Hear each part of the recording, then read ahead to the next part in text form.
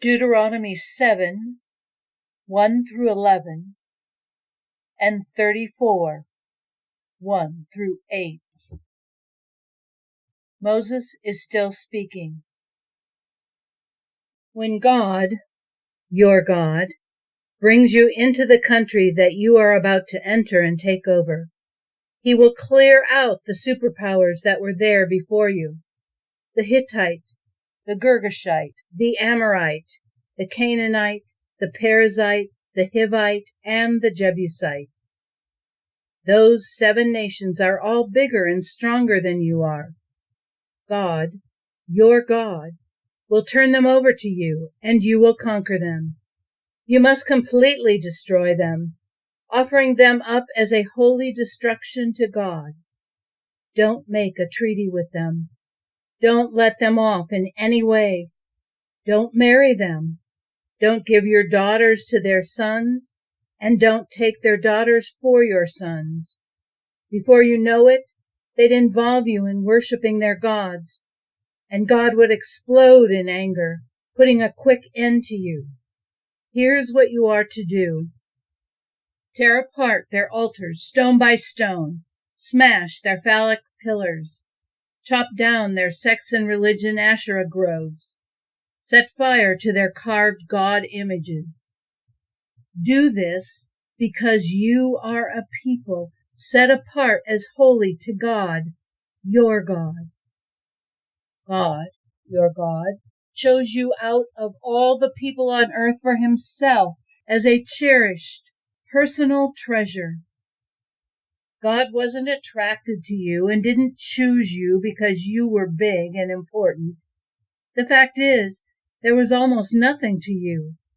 He did it out of sheer love, keeping the promise he made to your ancestors.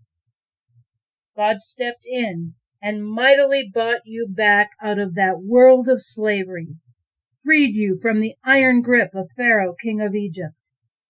Know this. God, your God, is God indeed, a God you can depend upon.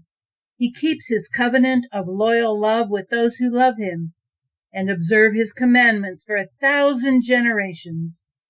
But he also pays back those who hate him, pays them the wages of death. He isn't slow to pay them off, those who hate him. He pays right on time. So keep the covenant and the rules and regulations that I command you today. Do them. Moses climbed from the plains of Moab to Mount Nebo, the peak of Pisgah facing Jericho. God showed him all the land from Gilead to Dan, all Naphtali, Ephraim, and Manasseh, all Judah reaching to the Mediterranean Sea, the Negev and the plains which encircle Jericho, city of palms, as far south as Zoar. Then and there God said to him, "This is the land I promised to your ancestors, to Abraham, Isaac, and Jacob, with the words, 'I will give it to your descendants.' I've let you see it with your own eyes. There it is. But you're not going to go in." Moses died there in the land of Moab. Moses, the servant of God, just as God said. God buried him in the valley in the land of Moab opposite Beth Peor. No one knows his burial site to this very day.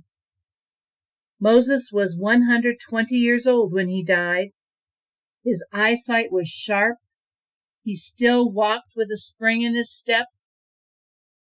The people of Israel wept for Moses in the plains of Moab 30 days. Then the days of weeping and mourning for Moses came to an end.